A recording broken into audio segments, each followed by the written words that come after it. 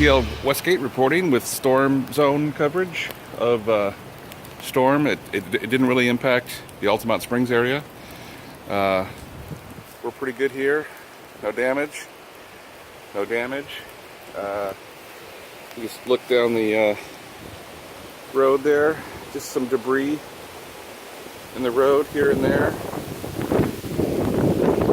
We're pretty safe here. Hopefully others in the greater Orlando area fared as well.